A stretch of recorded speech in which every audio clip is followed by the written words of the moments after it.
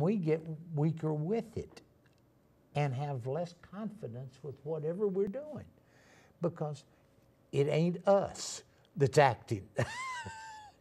It's usually our vanity has got us to reflecting things of man and things outside as opposed to trying to keep in touch with what we know and acting upon it.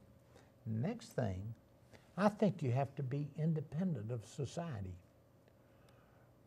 Right. It's like when I was looking at core values and ethics and looking at around the world, looking at how values are, there's different values organizations. We actually have an upcoming guest, Richard Barrett, for a January program. He has the Values Center.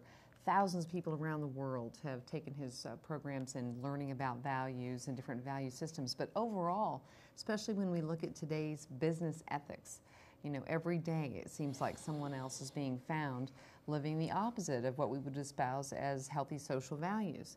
And so the society is at the whims of a lot of things that have ended up being greed and a lot of things that are, the temptation of people to go after money and not necessarily driven from those core values that we would want to live, either in our family, in our home. But we always knew, down here, we always knew that was not the thing to do. Right. But because of our reflection of those around us and whatever, we did it anyway. And so we tend to have to live, if we're going to stick to our values, one I like, is do it in spite of and not because of. Right, in spite of what's going on around us. Maybe we don't have the perfect models, and maybe we don't have what we see out there, but by being that change we want to see in the world, then we start to inspire it in others, being that good model with behavior that feels like what we want it to feel like, feels like where we're coming from.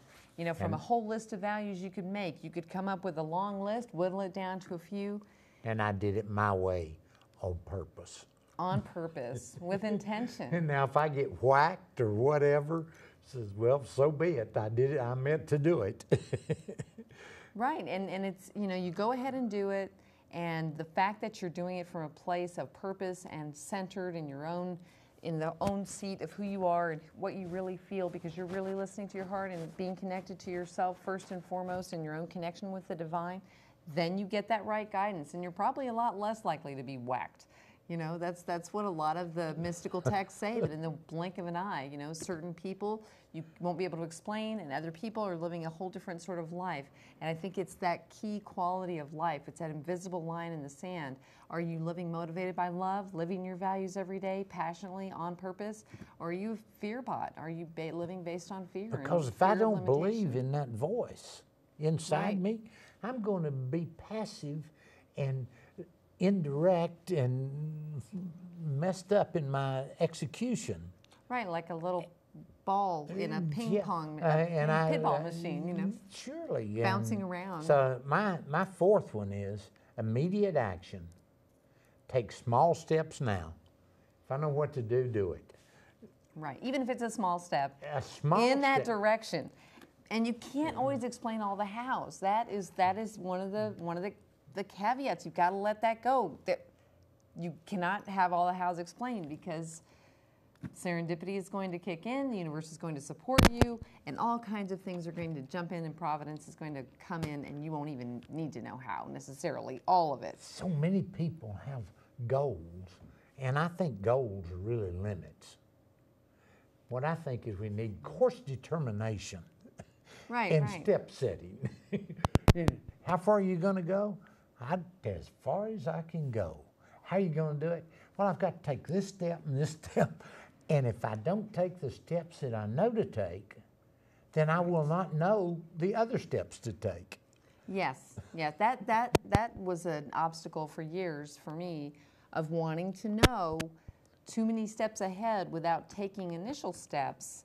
And it just becomes a murky question mark of the future, because until you do certain things, well, you just don't know the other parts. But as soon as you set things in motion, as soon as we have this time slot and we know we have to do an hour live, that sure does set up a lot of reality to meet, with And every production. time I take a step, yes, I have more confidence in Theo, the God within, the Holy Spirit, the Taoists just call it the Spirit.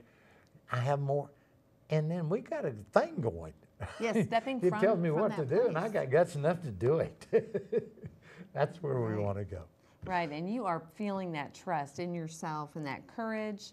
And if you need support, there is support out there. There's lots of support. There's support here on Eartheart Network News. There's support out in the community. But mainly, it's you trusting and supporting yourself to go ahead and live from those core values and do something that really means a lot to you. Perhaps there's a purpose that you've been leaving on the back burner for a little bit too long. Maybe it's something that would bring that spark of vitality and happiness back into your life. And sometimes it's supporting someone else. Maybe you have a friend or loved one that is close to you that you can often sometimes see it better in others. You can see that talent, that latent desire to express something. And you say, well, I'm going to support that in some way. Christmas is coming up. Maybe you do something that's a little meaningful for a gift rather than just a frivolity. Think it on purpose not only for yourself, but for those around you. The love we feel is the love we give. That's number one. But before that even, is I've got to love myself first, because everyone's going to treat me about the way I treat myself. If I don't love myself, I'm going to invite all sorts of monsters into my life. Right. From outside and from inside. Yeah, and so maybe part of that conversation of asking yourself, what are those core values, is really also do a closet clean out of your self-talk. Do I have core negative values that I have held dear about myself that really need to be ripped out like an old dirty rat's nest out of my mind and quit repeating those negative scripts, okay? We have got to create conscious programs in our own mind where if you're saying, oh, I'm so stupid 10 times a day, you've got to stop that. You want to stop that negative self-talk. That part of the core values is I beat myself up all the time. That's got to be a core value that you say, nope, that's not part of my values. I'm here to support and love myself and others. And you start replacing those negative scripts. Consciously creating your self-talk in a positive direction is a very powerful way to instantly lift your self-esteem and get you kind of going in that better direction. Don? Yes. The prayer we often tell ourselves, if they would just change, I could be me. It's a very destructive form of prayer. Yes, because every thought is prayer and Yes, all ma'am. prayers are answered, so be careful what you're thinking. And especially, I think what compresses time into things happening or not is what you're thinking combined with emotionalized thought. How intensely are you feeling what you're thinking about? And that is what's going to turn up the switch toward it manifesting some reality or some shift toward that emotionalized thought. You can think things. People on average have about 50 to 60,000 thoughts per day, and about 90% of those are the same ones, day in, day out. Let's make them positive, not negative. Yes, do that self-talk inventory, see where Exactly. You're creating your own albatrosses here and there, maybe fling a few off to the wind and live a freer, more fulfilled life. Thank you so much. So, as one of nature's big fun havers, Don, what would be a fun value way to check in with your life and reflect back and say, am I coming from a place that is really having that confidence in myself to act for my truth and my passion? What's a tip you could give somebody this week to do that? He had more fun than anyone I know, and he did it by acting upon what he believed in. Yes. Never trying to please anyone. So do something that is in tune with what you're really feeling and what your passion is, and do it without the thought of approval, but do it for your own expression, for your own act of being a creative person. I think that's what gives us that flow as a creative vessel. Who are you going to please with your life? Me. And some people may think, oh, that's really selfish. It's really selfish. Well, what are we going to do? Are we going to be a martyr, right? Are we going to suffer for others? That is self-loving, but we got to love ourselves before we can love our neighbor. Yes. And if you don't, you won't. I will promise you that. Yeah, we can just pretend we are. How many people do we hear talk about, oh, they think they're so great, but really, and people really don't have higher opinions of them, because they're not actually living that behavior that is really having those healthy relationships with their neighbors. Perhaps they're just limiting based on what I think I'm getting in the societal approval rating. Correct. That's an external focus, and it's vanity, and it'll destroy you. Yes. So living from your purpose and your passion, what does that mean to you? What are your core values? Lots of great resources are available. Randy Siegel has many of those resources. We have them each week here with our Living and Loving segment with Dawn Boone. And we're able to look at what inspires us, what moves us, what motivates us. Get your life going in the right direction by living passionately, live connected from your heart to the heart of others and the world. I do believe we are creating an emerging global community, one that starts first with ourselves and then with our own families and our own towns and our own little villages and places we live, and then reaches out. You know, what are the ways that you would like to engage as a global citizen? I would like to know that. If you would respond to Eartheart Network at Gmail, the contact information at the end, eartheartnetwork@gmail.com. We also have a telephone number available there. If you're engaging as a global citizen, we're going to be beginning the conversation of what does that mean to you? If you're really living day to day, not just as a workaday world person or just getting by, but what does it really mean to be an Earth steward, a global citizen, and part of an Earth community that really thinks about it on a holistic perspective, from your own life, living a balanced life, and how do you look out to the world and see ways you could help create a more sustainable and happier life for yourself and in the community that you live in.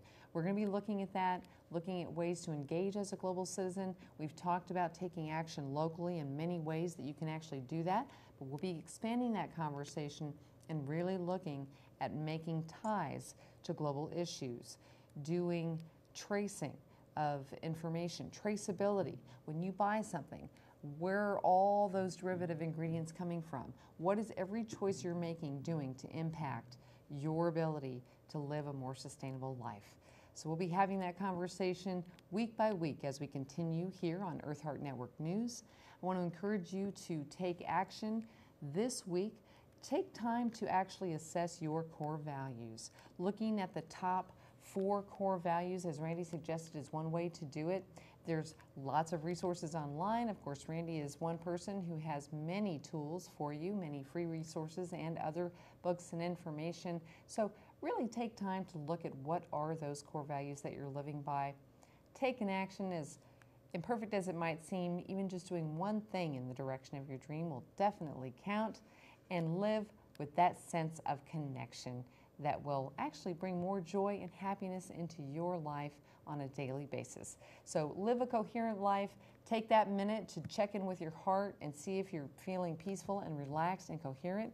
That is a measurable frequency, and you can send that bit of balance and contribution out to the world. So contribute by living connected. Join us not next week, happy Thanksgiving to you, but the week after that, right here on Eartheart Network News. Thank you for joining us tonight. Thank you to my guest, Randy Siegel, and for the music Under the Pledge there by Richard Schulman. And have a wonderful evening. We'll see you soon here on Eartheart Network News.